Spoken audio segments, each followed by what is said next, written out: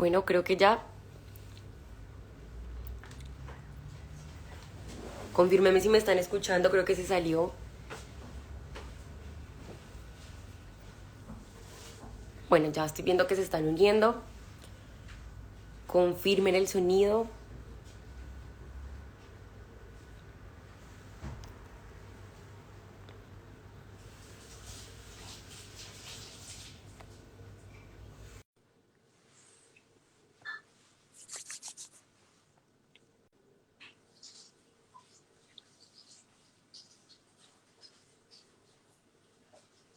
Bueno, creo que ya. Bueno, como les decía, vamos a hablar de tromboembolismo pulmonar. Ya vamos a empezar. Por ahí ya había visto unas preguntas, lo siento, la única que alcancé a ver era acerca del manejo del paciente estable. Si tienen alguna otra pregunta, vayan diciéndolas. Yo las voy a ir anotando por acá para irle preguntando al doctor.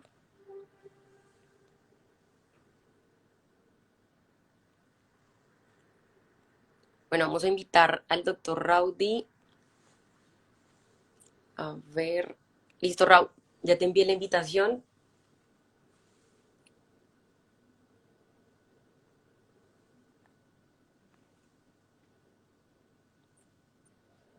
No sé por qué me dice que no la puedes aceptar y se cierra.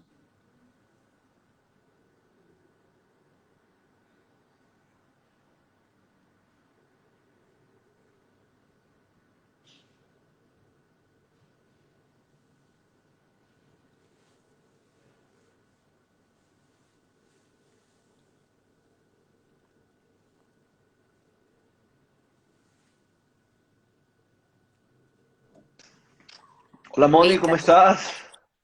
casi que no puedo. Me decía que no lo aceptaba si se cerraba. No, ¿Cómo seguro estás? era. Bien, bien. ¿Tú cómo estás? Me alegra verte. Muy, pero muy bien. Les decía a ellos que yo quería iniciar esta charla diciendo una cualidad tuya y es que tú llegabas temprano a todos los lugares. Sí, Siempre. sí, sí, Pero hoy sí. que le iba a decir, ¿qué pasó? Cuéntanos. No, resulta que hoy me tocaba cumplir un compromiso. En realidad se me había olvidado este compromiso que tenía contigo porque he estado en muchas cosas y me hice un compromiso y me tocó pues cancelarlo prácticamente para poder estar aquí contigo y además que la ciudad está caótica y entonces me demoré. Para los que no saben, este en vivo es para contar la relación que yo tengo con Mónica, ¿no? Todo lo que hemos vivido en nuestra relación amorosa.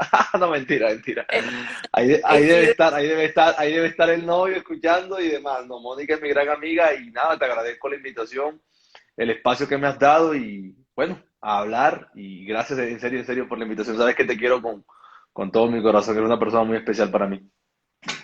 gracias, Raúl, pues por aceptar esta invitación. Estamos tratando de abrir estos espacios que además de eso, pues están como avalados por una empresa que quiero muchísimo, que es GESCON. Creo que vamos a regalar cursos, vamos a regalar además de esos cupos para diplomados, pero Sí, además de sí, eso, quiero que el mayor regalo para cada uno de los que está conectado acá es el enfoque que tú vas a dar, nos vas a enseñar a nosotros, estudiantes de medicina, los que estamos en el bueno, internado, en el rural, el enfoque hacia el médico general más que todo del tromboembolismo pulmonar, que yo creo que muchas veces a veces se nos puede pasar por los ojos literalmente y lo dejamos ir como cualquier otra causa. Entonces, quiero que nos des como un abrebocas de absolutamente todo, que te presentes, quién eres, qué haces, a qué te ok, dedicas. Y muy bien. Vale, bueno, nuevamente te agradezco a todas las personas que están conectadas. Repito, Mónica es mi gran amiga, aunque siempre la gente ha pensado de que ella y yo tenemos una relación, nada, es tratando de meternos en el papel, pero hemos tenido una gran relación laboral. Creo que Mónica es un pilar fundamental de todo lo que yo he hecho y de todas las cosas que, bueno, que hemos venido construyendo un gran grupo de trabajo, que de pronto la cara visible somos ella y yo, pero hay un montón de personas. Entonces, hoy vamos a hablar de una enfermedad que es muy prevalente, que es el tromboembolismo pulmonar. Y esta enfermedad me gusta mucho a raíz de que a mí siempre me gusta comenzar hablando un poco de la epidemiología porque eso te da la importancia de la enfermedad. Existen tres causas importantes de bimortalidad cardiovascular. La primera causa de muerte en todo el mundo es el infarto, que hacen parte del contexto de síndrome coronario agudo. La segunda causa de mortalidad cardiovascular es la enfermedad cerebrovascular, tanto la isquémica, que es la más frecuente, como la hemorrágica, pero hay una tercera que a veces no pensamos tanto, que es el TEP, o tromboembolismo pulmonar. Es importante decir que cuando hablamos de tromboembolia pulmonar, es una embolia a las arterias del pulmón causada por un trombo, porque podemos tener embolias gaseosas, embolias óseas, embolias grasas, embolias tumorales. Pero cuando hablamos de tromboembolismo pulmonar, nos estamos refiriendo a un trombo rico en plaquetas, rico en fibrinas, que emboliza y que en el 80 a 85% de los casos, ya la incidencia ha cambiado un poco, ese trombo viene de los miembros inferiores. Es decir, lo más probable es que el paciente, antes de hacer una tromboembolia pulmonar, tenga una trombosis venosa profunda. Esa enfermedad es un todo, se llama tromboembolia venosa, en donde hay dos grandes entidades, la trombosis venosa profunda y el tromboembolismo pulmonar. Es importante tenerla en cuenta porque es la tercera causa de mortalidad cardiovascular, Mónica. Y no la sospechamos. ¿Por qué? Porque los síntomas se solapan mucho con infarto, con anginas o con una neumonía. Entonces hay que tener muchas presunción diagnóstica o creer que el paciente la puede tener para poder hacer el diagnóstico. Entonces creo que eso es lo primordial a tener en cuenta. No es una enfermedad rara, es una enfermedad muy frecuente, aunque actualmente con la COVID-19 la prevalencia de esta enfermedad ha aumentado de manera considerable. Raúl, una de las preguntas que más nos hacían es que les da miedo y piensan que este tratamiento de esta patología como tal es únicamente del especialista o del urgenciólogo o del internista. ¿Tú qué opinas acerca de nuestro papel de los médicos generales en esta enfermedad, tanto del médico hospitalario como el médico de urgencias? Muy bien, bueno, yo creo que antes de avanzar el tratamiento, y es una pregunta muy válida, es importante tener en cuenta que el paciente con tromboembolismo pulmonar tiene clínicas, o sea, tiene una clínica característica, o sea, tiene unos signos y unos síntomas. ¿Cuál es el signo más frecuente de un paciente que tiene un tromboembolismo pulmonar? La taquipnea. Por mucho tiempo se ha creído que es la taquicardia y no es así. El paciente puede tener una frecuencia cardíaca normal, pero tiende a estar polipneico, taquipneico, respira rápidamente. Y lo otro es la disnea. Si yo te digo que un paciente está polipneico y disneico y de pronto no tiene dolor torácico y el paciente tiene un antecedente de hipertensión o un antecedente de diabetes o de infarto, tú podrías pensar que es una falla cardíaca que está descompensada. Y claro que sí, hay que pensarlo. Incluso yo le podría pedir a este paciente un BNP o un pro-BNP y podrían salir elevados y decir, no, estoy frente a una falla cardíaca. Sí, pero a consecuencia de qué es esta falla, ¿por qué se exacerbó? Transgresión medicamentosa, se infartó el paciente o está haciendo un tromboembolismo pulmonar que está ocasionando una hipertensión pulmonar aguda y esto está haciendo que el corazón falle. Entonces, paciente con disnea, paciente con polipnea, sospechar tromboembolia pulmonar.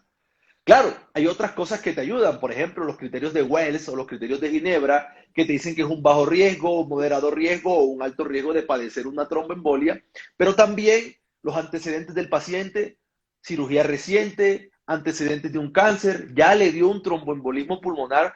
Todo esto debemos tenerlo en cuenta con el objetivo de ¿qué? De nosotros poder hacer un abordaje diagnóstico. ¿Por qué les comento esto? Porque cuando yo digo, bueno, el paciente no sé si tiene un TEP o si está infartado, pero algo tiene en el tórax, porque miren cómo está respirando con dificultad.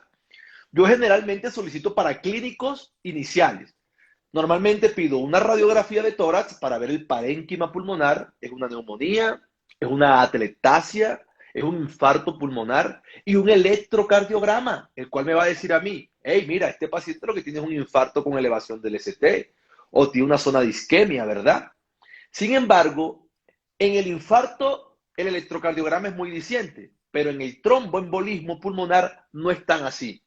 ¿Por qué? Porque nosotros podemos tener cambios radiográficos como la joroba de Huntington, el signo de Fleischer, que son atelectasias laminares, infartos pulmonares en la radiografía.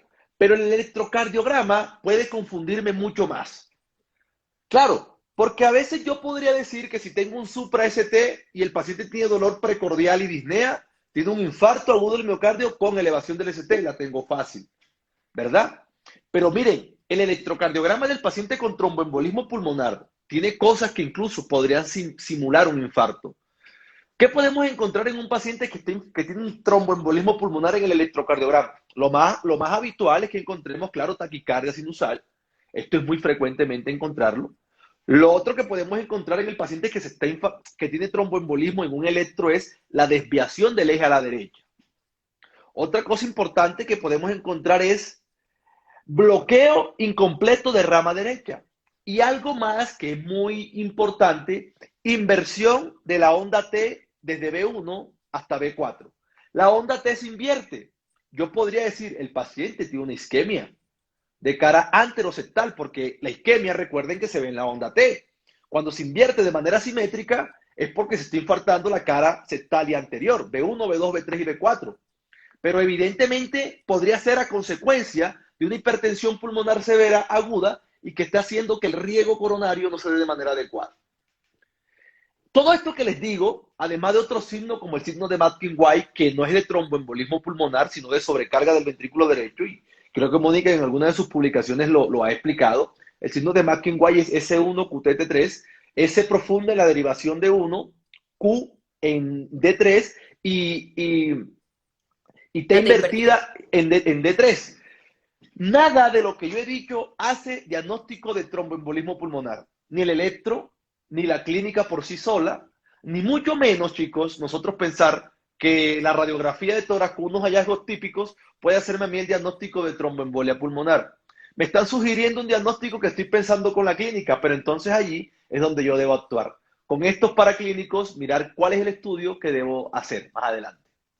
Ahí, ¿en qué pacientes sospechamos nosotros que tienen esa clínica? ¿Cuáles son los factores de riesgo para el tromboembolismo pulmonar? Bueno, yo creo que ustedes han escuchado mucho algo que se llama la tríada de Virchow, ¿cierto? La tríada de Virchow, que son tres características. Uno es el éxtasis venoso, el otro es la hipercoagulabilidad y la otra es el daño endotelial. Cuando nosotros nos enseñaron en la universidad y nos decían, hey, güey, para que se produzca un trombo tiene que alterarse la tríada de Virchow. Y esto es paradójico. ¿Por qué? Te lo voy a explicar de esta manera. Si yo tengo hipercoagulabilidad, ¿verdad? Pero el endotelio está sano, es muy poco probable de que se forme un trombo y obstruya una arteria o una vena, ¿verdad? Si yo, que yo al COVID, si yo tengo éxtasis venoso, la sangre va muy lenta, pero el endotelio está sano, esa sangre no va a entrar en contacto con el colágeno subendotelial. Ahí no se va a formar coágulo, ahí no se va a formar trombo. Pero si yo no tengo hipercoagulabilidad y tampoco tengo éxtasis venoso, pero el endotelio está alterado, que es uno de los órganos más importantes, se expone el colágeno subendotelial, el factor de von Willebrand, y las glicoproteínas van a permitir que se produzca adhesión y posteriormente agregación plaquetaria. ¿Por qué te digo esto, Moni? Porque si tú me estás preguntando cuáles son los factores de riesgo para que el paciente haga un trombo, no es lo que pensábamos antes, aunque todavía persiste. La pregunta te la podría decir esta, te la podría cambiar. ¿Cuáles son los factores de riesgo que dañan el endotelio? Número uno, hipertensión. Número dos, diabetes, obesidad, dislipidemia, sedentarismo, tabaquismo, ¿verdad? Comidas ultraprocesadas, comer enlatados. Todos estos factores dañan el endotelio y un endotelio enfermo es susceptible de exponer el colágeno subendotelial y producir adhesión y posteriormente agregación plaquetaria. Y esto es importante tenerlo en cuenta porque antes lo que nosotros veíamos era que nosotros, y recuerdo, te preguntaban cuáles eran los factores de riesgo para hacer una tromboembolia pulmonar. Entonces tú hablabas de cáncer, claro, el cáncer es un estado protrombótico, eso está clarísimo. El embarazo es un estado protrombótico, ¿verdad? La posmenopausia, el uso de estrógenos, las mujeres que planificaban con estrógenos, o los pacientes que tenían una cirugía mayor, o los pacientes que estaban inmovilizados, todos esos aún. Pero recuerden que el enemigo silencioso es la diabetes, que daña el endotelio como ustedes no tienen idea, la hipertensión que destruye el endotelio, el tabaquismo, la obesidad. Entonces, todo lo que daña el endotelio evidentemente va a ponerte en riesgo de que tú tengas una tromboembolia pulmonar. Perfecto. Muy bien. Bueno, Entonces, ok, dale. Te escucho. otras preguntas y es, nos llegó al servicio de urgencias el paciente, nosotros como médicos generales, ¿qué manejo, qué soporte inicial le debemos dar a estos pacientes en los cuales estamos sospechando, pensando que puedes ayudar a organizar un orden para nosotros poderle dar el tratamiento adecuado a estos pacientes si no tenemos disponibilidad y si se usa el dímero D u otros Otras como herramientas. herramientas diagnósticas. Ok, claro que Cuéntanos de sí. eso. Bueno, Moni, mira, te voy a poner un caso clínico porque a mí me gustan con casos clínicos. Este señor que está acá, ya que usted, la gente sabe que yo hago mis casos clínicos, llega al servicio de urgencia. Este señor se llama Pepito Pérez, tiene 45 años, ¿verdad? Entonces Pepito Pérez está en la urgencia y me dice que consulta por disnea y porque camina 50 metros y se ahoga. Él se siente fatigado. Este señor tiene un cuadro de disnea. Cuando lo examino, cuando lo estoy valorando, me doy cuenta que tiene una respiratoria de 32. Te voy a dar solamente esos datos para no profundizar. Le pregunto, ¿usted se ha sentido algo más? ¿Usted alguna vez ha tenido esto? No, doctor, yo no he tenido nunca esto y demás. Y cuénteme, ¿usted sufre de algo? Que sí sufre, que es hipertenso y que es diabético. Entonces yo enseguida digo, este señor tiene daño endotelial. Y el daño endotelial no es solamente para la tromboembolia pulmonar. El daño endotelial es para los riñones, para el cerebro, para el corazón, para todo, en donde hay endotelio. Entonces, ajá, Pepito, y cuéntame, ¿tú eres casado? ¿Vives en una casa de material? O sea, la pregunta que le hace el interno, ¿no? Y en su casa hay baño, y cómo hace. Entonces, tú le preguntas, pero él te va a dar a ti unas herramientas y yo siempre digo esto y se los digo a las personas con que hablo. Voy a buscarlo aquí para ser concreto. Cuando yo tengo un paciente en estas condiciones, yo tengo que tener una probabilidad diagnóstica. ¿Qué es? Ok, puede ser un infarto o puede ser un tromboembolismo. Hoy estamos hablando de tromboembolismo y vamos a pensar de que no es un infarto, ¿verdad? Entonces, yo digo, este paciente, con lo que él tiene y con los hallazgos clínicos, ¿qué probabilidad tiene de tener un tromboembolismo pulmonar? Y yo siempre le digo a la gente que ustedes no tienen que aprenderse las escalas, ni la de Wells, ni la de Ginebra, ni ninguna escala que exista, porque eso está a la mano. Usted se mete en su celular y la encuentra. Entonces, vamos a ver qué probabilidad pretest, o sea, antes de yo hacer estudios, tiene Pepito Pérez de tener un tromboembolismo pulmonar. Una cosa particular es que los tres primeros puntos es si tú sospechas un tromboembolismo pulmonar. O sea, clínica y síntomas, no, pero clínicas y síntomas de trombosis venosa profunda. Entonces yo voy a las piernas, lo palpo, no hay dolor a la palpación, simétrica, no hay edema, digo, wow, no tiene clínica de trombosis venosa profunda. Entonces ya no tengo 3 puntos, ¿verdad? Pero yo estoy sospechando que es un TED.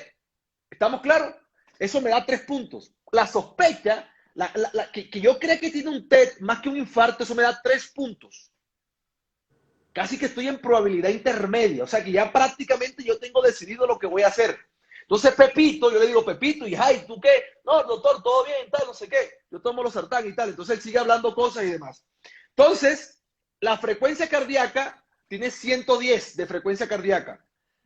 La frecuencia cardíaca da 1.5 más 3 de la alta probabilidad de que tenga un test, tengo 4.5. Les voy a resumir para que ustedes lo tengan claro. Si yo tengo 0 a 2 puntos, la probabilidad pretest es baja. De 2, o sea, de 3 a 6 puntos, la probabilidad es intermedia. Y más de 6 puntos es una alta probabilidad. Pero hay algo que se llama score de Wells simplificado. Score de Wells simplificado. ¿Qué quiere decir esto? Que yo no tengo que aprenderme baja probabilidad, moderada probabilidad o alta probabilidad. 4 puntos, menos de 4 puntos, baja probabilidad. Más de 4 puntos, alta probabilidad. La que tú quieras utilizar porque ambas tienen validez. ¿Estamos? Entonces, yo le digo al paciente, usted tiene una probabilidad baja, probabilidad intermedia o probabilidad alta. Y aquí viene la recomendación. Chicos, si la probabilidad pretest es baja, a este paciente yo le pido un dímero D. Ahí es donde sirve el dímero D. Si la probabilidad es baja. ¿Por qué? Porque si la probabilidad de Pepito Pérez es baja de tener un tromboembolismo pulmonar y el dímero D sale negativo, yo descarto el tromboembolismo pulmonar. ¿A razón de qué, Mónica? De que el dímero D tiene es una alta sensibilidad y esta sensibilidad le brinda un alto valor predictivo negativo. En otras palabras, si el paciente tiene una baja probabilidad y el dímero D es negativo, lo más probable es que no tenga TED.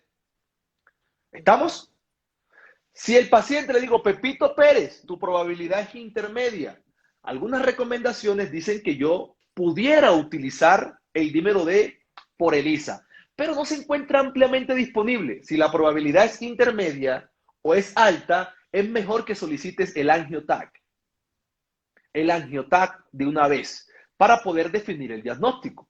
Porque en la probabilidad intermedia y en la probabilidad alta el dímero D no tiene sensibilidad ni un valor predictivo negativo bueno. Entonces no me sirve. Por esta razón no lo pido. Perfecto. ¿Por, O sea que por qué vemos les muy frecuente y vemos mucho esa solicitud del dímero D en los pacientes con una alta probabilidad de TEP, ¿no? Sí, incluso ustedes se han podido dar cuenta que hay pacientes que, hay médicos, más que pacientes, hay médicos que solicitan el dímero D cuando el paciente se encuentra hospitalizado. O sea, el paciente tiene 10 días de estar hospitalizado, le sospechan un TET y le piden dímero D. No sirve. Los estudios del dímero D fueron aprobados o fueron, digamos, las recomendaciones para el dímero D es cuando el paciente llega al servicio de urgencia. Es decir, pedir un dímero D en un paciente posquirúrgico, en un paciente hospitalizado y demás no tiene utilidad. ¿En dónde tiene utilidad actualmente que por mucho tiempo se pensó que no? En las mujeres embarazadas. Pero hay que hacer algo que se llama algoritmo GEARS. Es completamente diferente, es un paciente que tiene unas condiciones clínicas distintas, pero que el dímero D actualmente tiene validez bajo el algoritmo GEARS para las pacientes embarazadas con riesgo de tromboembolia pulmonar. Muy bien. Perfecto. Y en cuanto a COVID, ¿hay algo relacionado con eso? No, lo que pasa es que en el COVID, si el paciente llega a la urgencia, normalmente tú le pides el dímero D por dos razones, no solamente porque estás sospechando de tromboembolismo pulmonar, sino porque el dímero D es un marcador de severidad. Entonces, si tú tienes un dímero D en 800, 700, que probablemente esté elevado, es muy poco probable que en un paciente que tenga TET y COVID sea ese valor. Estamos encontrando valores por encima de 1500 o de 2000. Ahí estaban haciendo una pregunta que ¿qué es el dímero D? El dímero D es básicamente un estudio diagnóstico que nos sirve para nosotros saber si hay actividad fibrinolítica dentro del cuerpo. Es el producto final de la degradación de la fibrina. Entonces, si el dímero D está elevado es porque tu sistema fibrinolítico se activó porque se está trombosando el cuerpo. Entonces, es un indicio indirecto de que la fibrinolisis está actuando porque tu cuerpo se está coagulando o hay trombos. Listo. Muy bien.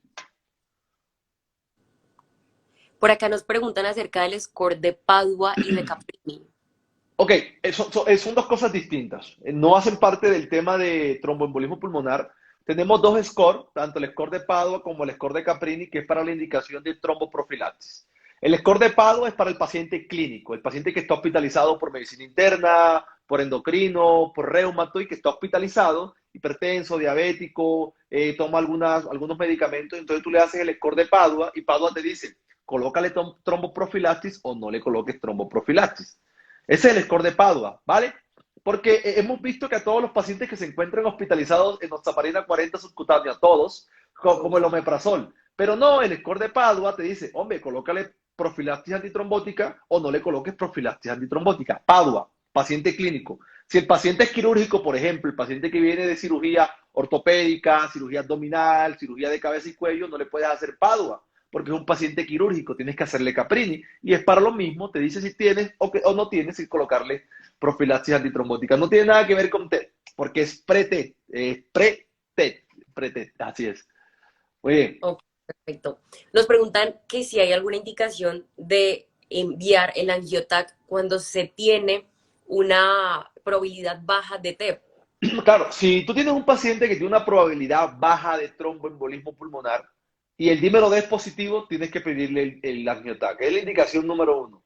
Pero si la sospecha es muy alta y el dímero D está negativo y la probabilidad es baja, tienes que pedir el angiotac porque es más importante la clínica del paciente.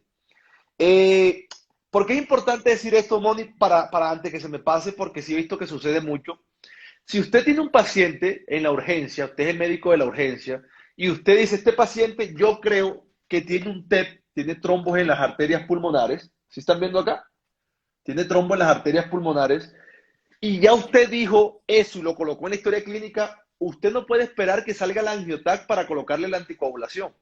Apenas usted consigna un diagnóstico, tiene que tratar el paciente. Si el paciente, el angiotac le sale negativo, usted retira la anticoagulación. No, doctor, lo que pasa es que yo donde yo trabajo el angiotac se demora 10 días. Eso no es problema suyo, pero si usted hace un diagnóstico y no lo trata, entonces no haga el diagnóstico. Entonces, si el paciente tiene una sospecha de tromboembolia pulmonar, yo tengo la obligación de anticoagularlo. ¿Con qué? Con lo que usted quiera. Heparina no fraccionada, heparina de bajo peso molecular, el fondaparinux, nuevos anticoagulantes orales, etcétera, etcétera, etcétera. Ok. Eso estaban preguntando también acerca de la anticoagulación de estos pacientes con los nuevos anticoagulantes orales, si sí se recomienda o no, Ok, en caso de tener disponibles. esa es una buena pregunta, pero en el servicio de urgencia, la indicación del DOAC, que es anticoagulantes de acción directa, es normalmente del especialista.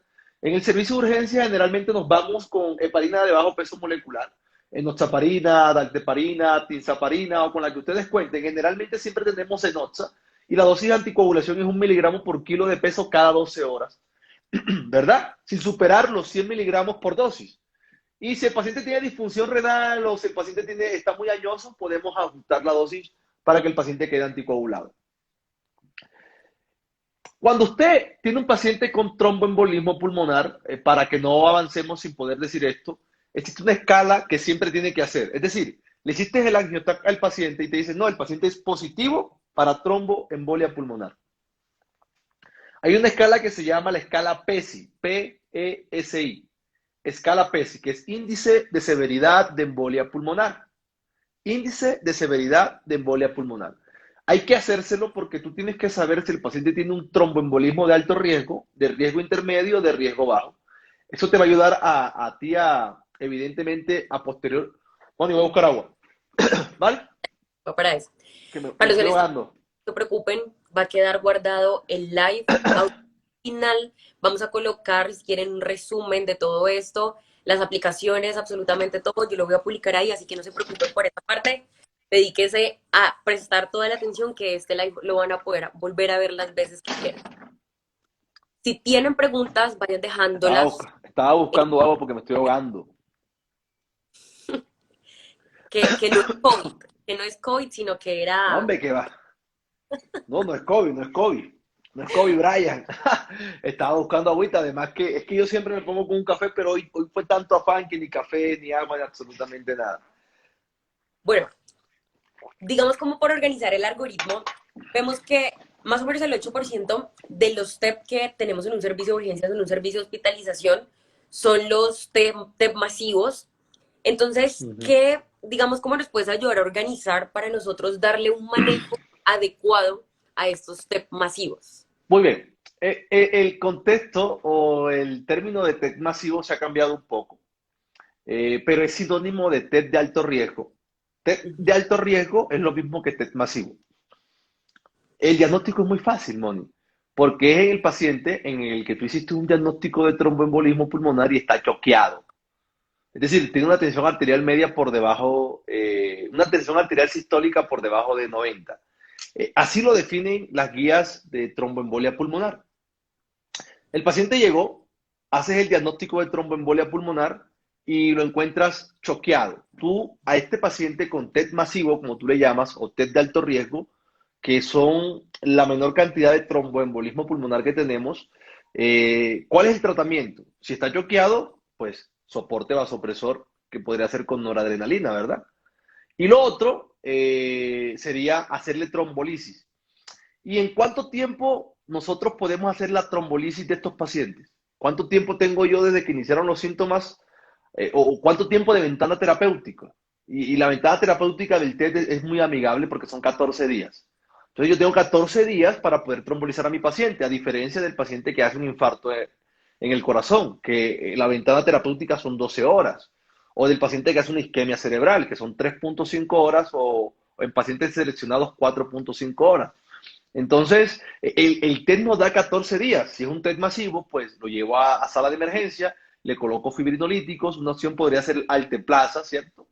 O tenecteplasa. Ambos están validados, son fibrinolíticos directos de segunda y tercera generación que producen mucho menos sangrados que la estreptoquinasa, ¿no? Entonces, las dosis, eso generalmente uno las busca, o si lo hace muy frecuentemente, te las aprendes de memoria.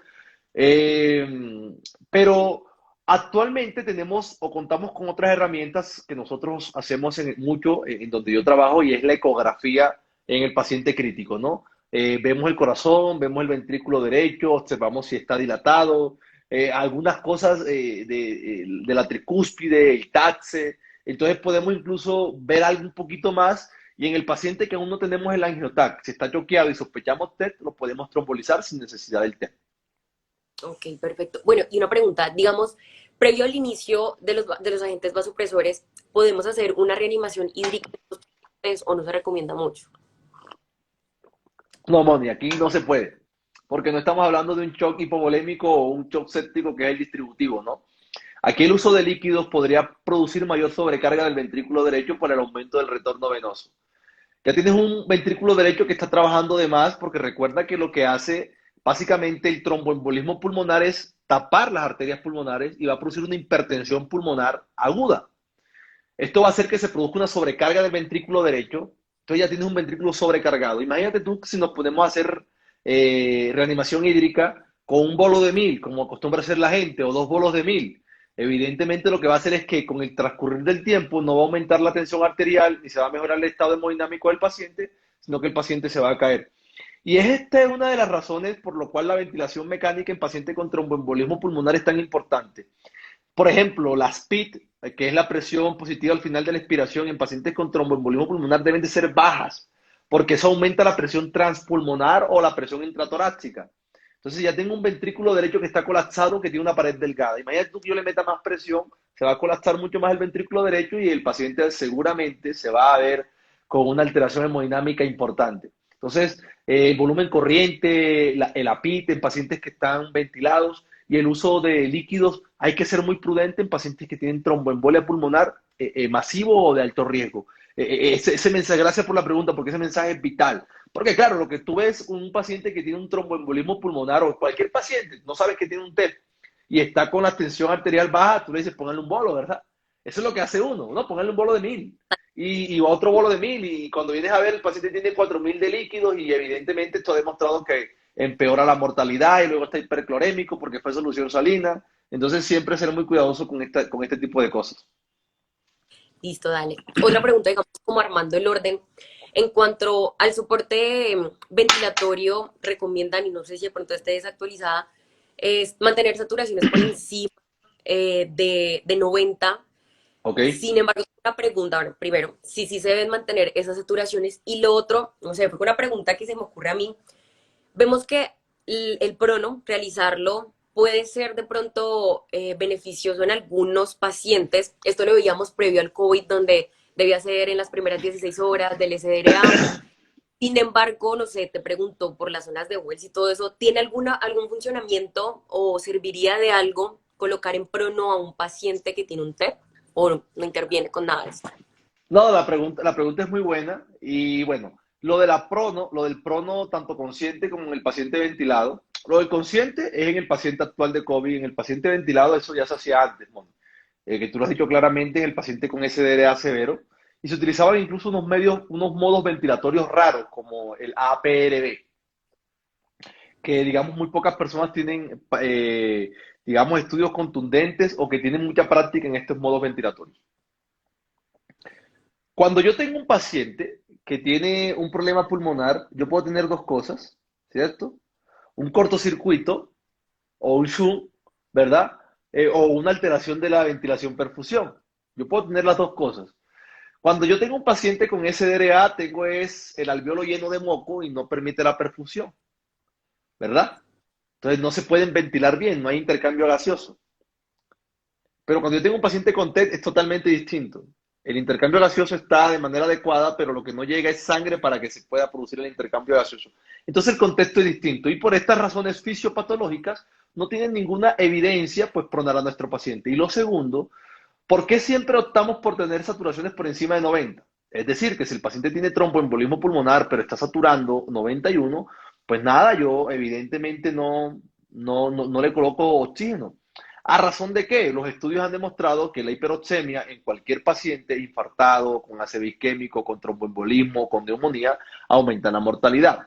Mucho más en el paciente con TED, porque la fisiopatología del TED, lo vuelvo y lo repito, es que se trombosan las arterias pulmonares y se produce una hipertensión pulmonar. Cuando yo hablo de una hipertensión pulmonar es porque la presión de las arterias pulmonares ha aumentado.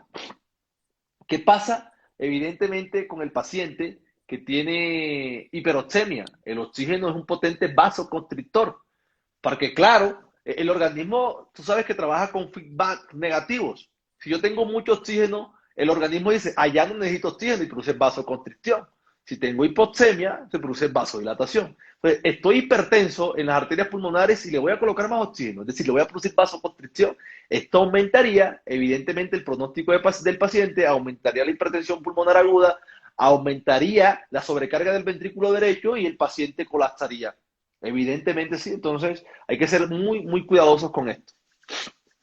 Eso es importante decirlo porque varía, digamos, cuando las metas, por ejemplo, en los pacientes infartados o en otros, siempre, y mira, acá tú das la causa necesaria para nosotros tener eso en cuenta y no causar, por el contrario, más efectos adversos en los pacientes. Así es, así es. Yo siempre digo esto, incluso yo tengo un video, lo monté hace mucho tiempo, y es la oración del oxígeno, ¿no? En el nombre del Padre, uno se persigna, las personas que son católicas o que han crecido en casas católicas o religiones católicas, uno, o de la Santísima Trinidad, a uno le enseñaron a persignarse, ¿no? En el nombre del Padre, en el nombre del Hijo, del Espíritu Santo y amén. A uno le enseñaron eso, ¿sí recuerdan? En el nombre del Padre, del Hijo, del Espíritu Santo y amén. Entonces yo creé, porque eso no lo he visto en ninguna parte, la oración del oxígeno. En el nombre del ACV isquémico, ¿verdad? Del tromboembolismo pulmonar, del infarto agudo del miocardio y de la neumonía. Cuatro enfermedades. En el nombre del ACV isquémico, del tromboembolismo pulmonar, cuando me vengo aquí a la derecha digo el infarto porque el corazón queda a la derecha y la neumonía puede dar tanto en el derecho como en el izquierdo. Esta oración del oxígeno, ¿qué quiere decir? Que solamente aquí en la cabeza voy a colocar oxígeno cuando la saturación esté por debajo de 92, en el ACV isquémico. Y en el TEP, en el infarto y en la neumonía, solo coloco oxígeno cuando el paciente sature menos de 90. Excelente. Por Ok, eso me encanta haces contigo. teníamos rato que no hablábamos, pero bueno, espero que nos encontramos pronto en México, ojalá las cosas se den. Claro que sí. No puedo ir a República Dominicana, pero bueno, ojalá puedan, los que están conectados, he visto personas de República Dominicana, ojalá vayan por allá. Y yo sé que confiando en todo, nos veremos en México en septiembre. Bueno, tengo otra pregunta. ¿De qué manera nosotros sabemos si está funcionando la trombólisis que estamos haciendo en un paciente? Porque bueno, acá abro también algo y es que acá hablaban también acerca del paro que hacen los pacientes cuando están en trombólisis, cuándo empezar a reanimar, no reanimar, debemos esperar. Y en cuanto a la otra pregunta, ¿cómo sabemos nosotros que sí está funcionando esa trombólisis? Moni, no es igual que en el paciente con infarto, ¿viste? Nosotros cuando tenemos un paciente que, por ejemplo, le hacemos una trombólisis en el contexto de un infarto con elevación del ST, tenemos, por ejemplo, arritmias de reperfusión, ¿vale? Que a la hora de haber trombolizado al paciente debe disminuir por lo menos el 50% del supra-ST, que el dolor disminuye. Esas son características clínicas y electrocardiográficas de que el paciente está reperfundiendo. En el TED no tenemos arritmia de reperfusión. Probablemente la condición clínica del paciente mejore o se puede deteriorar. ¿Cómo nosotros podemos identificar esto? Pues tener un adecuado monitoreo, saber las constantes vitales, cómo se comporta la tensión arterial media, cómo se comienza a comportar la frecuencia cardíaca y demás. Entonces, pero no tenemos datos que yo te pueda decir, ya este paciente está reperfundiendo como en el infarto.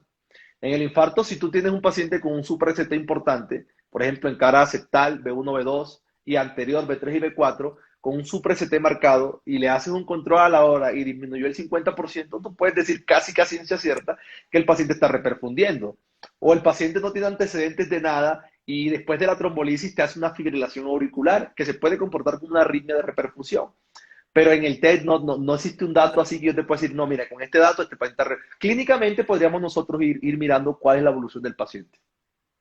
Ok, perfecto. Aunque bueno, Claro que también sí. podemos ver que pasen de un TEP hemodinámicamente estable a uno masivo, como lo hemos llamado, ¿no? Claro, No sé, claro, pero no en la trombolisis, porque si está clínicamente estable, es decir, tiene la tensión arterial sistólica por encima de 90, no tienes bueno, por qué trombolizarlo. Pero sí se puede convertir de un test de bajo riesgo a un test de riesgo alto o un test masivo, por supuesto, porque los pacientes son dinámicos. El paciente no te va a decir, no, yo tengo un test de bajo riesgo y aquí me voy a quedar, entonces mándame para la casa. Lo más probable es que sí, porque tú lo vas a mandar anticoagulado, pero tú tienes que tener mucho cuidado. Voy a repetir lo de la oración del oxígeno porque me la están preguntando nuevamente y me están diciendo que me estoy persignando con la mano, a la mano que no es. Pues efecto tengo el espejo. teléfono de frente. Es el efecto espejo, pero es con mi mano derecha que me estoy persignando. Entonces, voy a inventarme una más larga que por la señal de la Santa Cruz de nuestro enemigo. No, no. Solamente es la más fácil, la Santísima Trinidad, ¿no? En el nombre del Padre, del Hijo, del Espíritu Santo y amén. Y es cuatro enfermedades. En la cabeza, en el nombre del ACV isquémico, no lo olviden, en el pecho en la mitad, en el nombre del tromboembolismo pulmonar, al lado izquierdo del infarto agudo del miocardio y al lado derecho de la neumonía. Esto es sencillo. En el nombre del ACV isquémico voy a colocar oxígeno cuando el paciente sature menos de 92. Eso está en la guía de la AJA de enfermedad cerebrovascular isquémica. Y en el tromboembolismo pulmonar, en el infarto agudo del miocardio y en la neumonía, o sea, de la cabeza para abajo, solo coloco oxígeno cuando la saturación esté por debajo de 90%. En el infarto hay otros parámetros, por ejemplo, en los gases arteriales podría encontrar yo una presión de oxígeno menor de 60, pero bueno, son parámetros mucho más allá en el laboratorio que desde el punto de vista clínico. Muy Excelente. Yo bien. creo que empezaremos a ver a todo el mundo ahora realizando la... Me llegó un paciente, espere, espere, espere. Había, hay otra, Raúl, no sé si has visto también un video que yo hice de Quick Sofa, creo que eso nos ha servido a muchísimos y es para el Quick Sofa, ¿no? También en el nombre del Padre, del Hijo, del Espíritu Santo, que es alteración del estado de conciencia o Glasgow menor de 13. Bajamos a la parte del corazón, entre comillas, que es tensión arterial sistólica No, menor de 100 y frecuencia igual o menor a respiratoria 100, pulmonar mayor de mayor de 22. 22, así es. Nos ha servido Así es. bastante entonces. Ah, está buena, está buena, está buena. Sí, sí, entonces sí. Chicos, Bueno, entonces, cuando tú tienes un paciente, para hacer un pequeño resumen, que ya hiciste el diagnóstico de tromboembolismo, lo que tienes que pasar es anticoagularlo. Hacía una pregunta y Mónica me preguntaba sobre los DOAC, que son los anticoagulantes de acción directas, que anteriormente se llamaban NOAC o nuevos anticoagulantes orales. Aquí tenemos dos grandes grupos. Número uno, los inhibidores directos de la trombina, como es el dabigatran, que es el Pradaxa, nombre comercial. Y tenemos los que son inhibidores del factor 10, como son el apixaban, el rivaroxaban y el edoxaban. El edoxaban no se encuentra en Colombia. La Pizzaban creo que tiene como nombre comercial Eliquis y el Rivaroxaban tiene como nombre comercial, no recuerdo, pero no importa. Estos medicamentos tienen mucha evidencia en tromboembolismo pulmonar. Tanto así que si el paciente, tú dices que tiene un tromboembolismo pulmonar, recuerden que tienen que hacer una escala que es PESI. Ahorita vi que colocaron la PSI, esa PSI es diferente. PSI es para índice de severidad de neumonías. PSI, PESI es índice de severidad de embolia pulmonar y el paciente te da un riesgo bajo, tú puedes mandarlo para la casa el mismo día desde la urgencia con un anticoagulante. Existen ya las dosis, cómo se colocan, hay que ajustarlas unos anticoagulantes de acuerdo a la edad, podríamos dar una charla sobre eso, algunos anticoagulantes de acuerdo a la tasa de filtración glomerular, pero se pueden mandar así como le escribió Olguis Álvarez. Básicamente lo que nosotros buscamos es tratar al paciente con anticoagulantes y el oral puede ser una indicación. La warfarina la warfarina tiene, los otros días hablaba con un paciente y me dijo la palabra clave para la warfarina. La warfarina tiene muchos bemoles, es real. Porque con la warfarina sucede que tú al paciente le colocas warfarina buscando un INR entre 2 y 3 y hoy lo tienes con un INR de 1, le aumentas la dosis, al día siguiente un INR de 1, le aumentas la dosis, al día siguiente un RN1, le aumentas la dosis y luego tienes un INR de 8. Le bajas la dosis y el paciente tiene 6, le bajas la dosis y el paciente tiene 4, le vuelves a bajar la dosis y el paciente tiene 1.5. Es muy complejo llegar a un índice terapéutico con el paciente que usa warfarina. Tiene sus indicaciones, por supuesto que sí, tiene sus indicaciones precisas, pero ya no es que usemos de manera tan rutinaria la warfarina y preferimos los nuevos anticoagulantes orales o el Fondaparinux, que se calcula de acuerdo al peso, menor de 50, entre 50 y 100, mayor de 100 kilos, o la heparina de bajo peso molecular, que tiene su indicación en el paciente hospitalizado o en el paciente que tiene un tromboembolismo pulmonar asociado a un cáncer. Ahí la enoxaparina es el medicamento de elección. Una pregunta, ¿las medidas de compresión funcionan para prevenir precisamente los TEP? Sí, claro, claro, claro. Eso se llama tromboprofilaxis mecánica y tiene evidencia, especialmente en el paciente postquirúrgico. Totalmente. Sí sirven para prevenir. Pero no las que usan ustedes para ir al trabajo, ¿no? No las que uno usa todos los días para ir al trabajo. Las que tienen patillitas y tienen... No, esas digamos que no tienen una presión adecuada y son genéricas. Es decir, tú deberías tener una talla, debería verte un médico que conozca de ese tema y te diga cuál es la indicación para ti. Pero claro que sí sirven, Mon. Claro que sí tienen evidencia. Dale, por acá hay otra pregunta que dice que si el paciente ya venía anticoagulado, ¿qué se hace? ¿Dejamos la misma dosis? ¿Cambiamos de medicamento? ¿Qué enfoque Moni, damos? sería muy raro que un paciente anticoagulado haga un TEP y me sucedió. Me sucedió recientemente, ayer que estuve en la tarde de turno, una paciente femenino, ha hecho 4 eventos trombóticos, tiene un síndrome antifosfolipídico, se lo descubrieron por unos abortos. La señora venía recibiendo Fondaparinós 7.5. El Fondaparinós es por peso. Entre 50 a 100 kilos te colocan 7.5 subcutáneo todos los días. La paciente se subió de peso, pesaba 118, ya no le servían los 7.5, o sea, no estaba anticoagulada. Hola. Lo que hicimos fue ajustarle la dosis, le subimos el Fondaparinux. Solamente eso. Si el paciente tiene una anticoagulación plena y te hace una embolia, es muy difícil, es muy complejo. Lo pueden hacer, por supuesto que sí, claro que sí, pero no es lo habitual. Y si hace, lo que hay que hacer de pronto es hacer un cambio de anticoagulante o ajustar la dosis, porque de paso hay un problema en la dosis del medicamento. Dale, perfecto. Oye, yo me acuerdo que cuando yo era estudiante, vi a una única paciente con un filtro de vena cava, creo que era inferior. Ella Eso, te, ¿qué hay con eso? ¿Qué se hace? Oye, esta paciente que te estoy hablando tiene un filtro de vena cava que se lo colocaron hace 10 años, pero anteriormente los filtros no se retiraban. Bueno, y la indicación de los filtros ahora es muy clara, que el paciente tenga que tenga una contraindicación absoluta del uso de anticoagulantes. Por ejemplo, que el paciente haya tenido una hemorragia, que el paciente esté con un sangrado activo, que tenga una hemorragia cerebral. Si el paciente tú no lo puedes anticoagular, filtro de vena cava. ¿Hasta qué tiempo? Hasta que la puedas anticoagular. Si la puedes anticoagular a las 4 semanas, la anticoagulas y posteriormente le retiras el filtro de vena cava inferior. Esa es la única indicación que existe. Ellos se pueden desplazar, generalmente son molestos, pero sí se pueden utilizar. Esa paciente tenía un filtro de vena cava inferior. Wow. Sí, sí. Bueno, esas eran todas las preguntas que me habían hecho precisamente para este tema. No sé si nos quieras complementar con algo adicional. Y si Lucho anda por acá conectado ahorita, que lo quiero invitar. No sé si quieras darnos como algo. Tú dijiste una frase muy importante Ahí para. están preguntando algo y voy a contestarlo, Moni. Y es el. Chicos, ¿cómo funciona el filtro de vena cava inferior? Se los voy a explicar con mi dibujito que tengo acá. Ya les había dicho anteriormente que los trombos que llegan al pulmón pueden venir de cualquier vena. Pueden venir de la subclavia, pueden venir de los miembros superiores, de la vena renal, de la vena hepática, de las venas ilíacas, pero que entre el 75 al 85% vienen de los miembros inferiores. Es decir, el paciente tiene que hacer una trombosis venosa profunda para que el trombo suba hasta el pulmón y produzca la tromboembolia pulmonar. Claro, digamos, doctor, o sea que es más importante el tromboembolismo que la trombosis venosa profunda, depende cómo lo veas.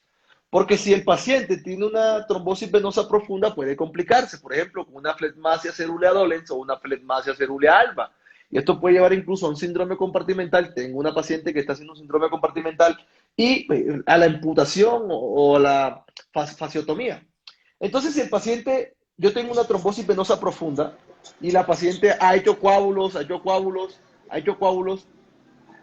y la trombosis venosa profunda, yo no la puedo anticoagular, ¿qué tengo que hacer yo? Pues colocar un filtro de vena cava inferior. Y el filtro de vena cava inferior básicamente es en la vena cava, generalmente esto se coloca a nivel suprarrenal o infrarrenal. Lucho, tienes que irte a un sitio donde no haga tanto ruido, manito.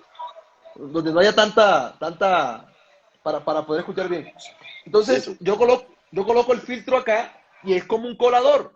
Entonces, ¿qué va a pasar con ese colador? Que evidentemente los trombos que vengan y quieran llegar al pulmón no van a llegar. Y eso es lo práctico. ¿Por qué? Porque cuando se produce una trombosis y la trombosis no se diagnostica de manera precoz o temprana, se puede producir algo mucho peor, que es lo que se conoce como hipertensión pulmonar tromboembólica crónica. ¿Por qué? Porque estos trombos que no se diagnosticaron de manera precoz llegaron a los pulmones, se establecieron en las arterias pulmonares y van a producir complicaciones crónicas. Entonces, el filtro de vena cava inferior, se coloca un filtro que actúa como un colador y evita que los trombos de las piernas lleguen básicamente a los pulmones. Entonces, es básicamente eso. Raúl, bueno, tú al comienzo nos decías que algo muy importante y es que el tromboembolismo, Oye, Moni, estaba diciendo la gente que los comentarios no dejaban ver a Pepito Pérez. Pepito Pérez es este señor que está acá. al otro Pepito. Ah, ¿Qué otra cosa entonces para cuenta, cuenta. finalizar nos quieres decir a nosotros? Algo de verdad que quieras dejarnos ya grabado a nosotros como tal y presentamos a Lucho. Vale, un resumen de 2 minutos. Siempre tengan presunción diagnóstica de pacientes que tienen riesgo cardiovascular, es decir, que son hipertensos, diabéticos, obesos, dislipidémicos, que tienen una probabilidad de tener un tromboembolismo pulmonar. Es la tercera causa de muerte cardiovascular, solamente superada por el infarto y por la enfermedad cerebrovascular. Ustedes con la clínica y con un buen examen físico van a hacer la escala de Wells o de Ginebra. Van a establecer el riesgo o la probabilidad de que el paciente tenga TET. Si el riesgo es bajo, pido el dímero D. Si es negativo, me lo descarta. Si el riesgo es intermedio o alto, pido un angiotac. Si el angiotac es positivo, tengo que tratar al paciente. ¿Cuál es el tratamiento? Anticoagulantes, heparinas, fondaparinox, warfarina o anticoagulantes de acción directa. Recuerden ustedes que cada vez que yo hago un diagnóstico de tromboembolismo pulmonar, si el paciente tiene una tensión arterial sistólica por debajo de 90, se llama TET de alto riesgo o TET masivo. Tengo que trombolizarlo y si se necesita colocarle soporte hemodinámico. Si el riesgo es intermedio o es bajo, con la escala de PESI que hemos hablado anteriormente, pues lo anticoagulo. Y si el riesgo es completamente bajo, lo puedo anticoagular y enviarlo para la casa. Entonces, básicamente eso. Siempre tener presente que es un diagnóstico que puede estar presente en cualquier paciente que tiene riesgo de hacer alteraciones a nivel del sistema cardiovascular. Entonces, es básicamente el mensaje. Excelente, Raúl, y muchísimas gracias de verdad por ayudarnos a organizar un poco más estos temas para que nosotros como médicos generales podamos hacer mucho más por los pacientes antes de pasarlos a otra unidad. Como les decía, acá está Luis Mendoza, les presento, él es quien abre todos estos espacios. Él nos ayuda a que Raúl y yo estemos mucho más actualizados para hacer todas estas charlas para ustedes y además de eso, que nos reúne así como estamos acá. Entonces, se los presento por acá, Luis Mendoza.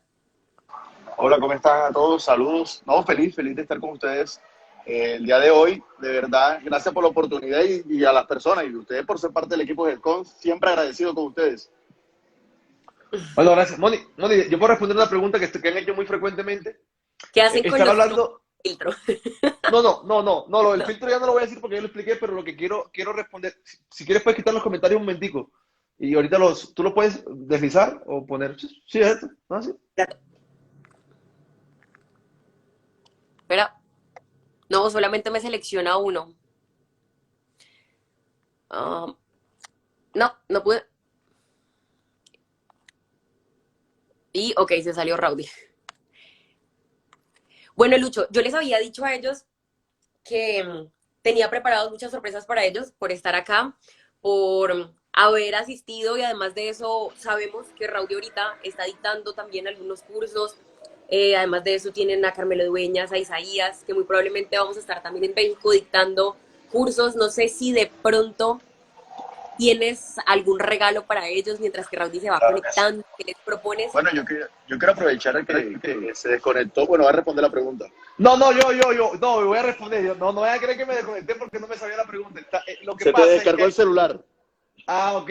Lo que pasa es que, bueno, iba a rodar y me cambié para otro en vivo, pero ya que estoy con ustedes. La pregunta que es muy importante es que ¿cuándo se hace la gammagrafía, ventilación, perfusión o centellografía, ventilación, perfusión? La gammagrafía, ventilación, perfusión es una herramienta muy útil, pero su sensibilidad es muy baja para hacer diagnóstico de tromboembolismo pulmonar. ¿Cuándo yo la utilizo? Pues yo la voy a utilizar, número uno, en el paciente que tiene un alto riesgo de tener una tromboembolia pulmonar, se encuentra estable y tiene una disfunción renal. ¿Por qué? Porque digamos que todas estas sustancias que se utilizan en la gammagrafía BQ no producen disfunción renal. El paciente que yo tengo y que le voy a hacer un angiotac, tengo que colocarle contraste, y ya sabemos que los medios yodados se depositan a nivel de los túbulos renales y esto va a hacer que se alteren. Entonces yo evidentemente pido una gamografía en este contexto. Las mujeres embarazadas también se pueden beneficiar de gamografía, ventilación, perfusión, y la otra característica importante para el paciente que yo solicitarle es que yo esté sospechando de un tromboembolismo pulmonar crónico. Pero es un capítulo completamente aparte, pero sí tiene utilidad, sí tiene utilidad. Entonces, esa era la respuesta que quería dar porque la habían hecho varias veces. Entonces, nada, Lucho. Hey, hermano, bienvenido, ¿cómo estás? Gracias, hermanito. Bien, bien. ¿Y tú cómo vas? Melo Caramelo. Ah, malera, malera. No, le estaba diciendo a Moni que feliz con ustedes. Obviamente porque somos toda una familia de GESCON, somos uno solo. Y de verdad, gracias por crear estos espacios, Moni. De verdad, esta idea tuya me parece magnífica. Ya has estado en varias entrevistas con varios docentes de GECONS y todos súper contentos. Hoy quiero, aparte de, bueno, la gente que sabe que vamos a estar en República Dominicana este fin de semana con el doctor Raúl y el doctor Isaías, adicional a eso, porque ya el doctor Raúl le regaló hoy su libro prácticamente por la entrada al evento que vamos a tener este fin de semana. Hoy quiero que cada uno le regale un diplomado al público. Tenemos 763 personas. Que elijan un diplomado, el que ustedes quieran. Y una entrada gratuita para el sábado. Ok, perfecto. No sé, Moni, dale tú. Hay personas que han estado muy activas, ¿sabes? Hay personas que están muy activas. Tú eres el invitado, esto te toca a ti porque, ¿qué es lo que pasa? A mí me llegan comentarios diferentes. Tú de pronto pudiste haber visto quién estuvo más activo, quién respondió más. Bueno, no sé. Creo que tú deberías como escoger eso. O ¿Listo, Lucho. Raúl? No, Raúl. Aquí están escribiendo UCI, creo que la gran mayoría queremos el diplomado de unidad de cuidados intensivos, a todos nos sirve, es excelente, además de eso, pero bueno, ellos escogen. Bueno, vamos a hacer algo, sí. Elige uno y le damos una sorpresa a los demás. Raúl, elige 2 personas, que le quieran regalar un diplomado a cada uno, una cada uno tú y uno Moni. Bueno, vamos a regalárselo a esta chica que se llama Olguis Álvarez, estuvo súper activa. Olguis-Álvarez, yo le regalaría un diplomado de UCI a ella. Y no sé, Moni, escoge tú a otra persona. Bueno, hay una persona que me hizo a mí como 5 preguntas. Sí, y fue esa persona. Camila Rayalpizo Chávez 06, fue la que preguntó todo acerca del paciente anticoagulado. Perfecto. Esas dos personas que me escriban al interno de GESCON 2 y me manden sus datos. Bueno, ahí le pido los datos para que mañana le visiten plataforma. Así es, y adicionalmente a esas 2 personas le puedo regalar las entradas con tu libro, Raúl. Con tu permiso, perfecto. No, dale, de una vez, claro que sí, regalar las entradas para el taller del sábado para que puedan estudiar con nosotros. Yo creo que esto es importante premiarlo, estar un miércoles que yo pudiera estar tomando una cerveza, Mónica. Hoy es martes, ¿qué día es hoy? ¿Qué día es hoy? Martes. Hoy es martes. Hoy es martes, entonces yo pudiera hoy por eso estar que no te la has cervecita. tomado. Tú te la tomas los miércoles. Ya sé, estoy aquí y la gente también saca su tiempo. Yo creo que esto es importante premiarlo. Claro, a todas las personas de República Dominicana que están conectadas, quiero saber si hay personas de Dominicana. También tenemos un gran obsequio el día de hoy. Y nada, hay algo que se me había pasado. Espérate, paréntesis, queda 1 minuto y 45 segundos para que se cierre el en vivo. Así que... Listo. Tiene 30 segundos y me da 30 a mí. Demora nada más 60 minutos, ¿no? Dice, falta 1:35. ¿Sí? No, pero cerremos, despidámonos de para que quede lo académico y nos conectamos, porque quiero decirle algo más académico. Cerremos lo académico y nos volvemos a conectar para regalar entonces todos los diplomados que tenemos planeados por ahí. Vamos a regalar otro, pues. Bueno, pues ya nos vemos. Dale.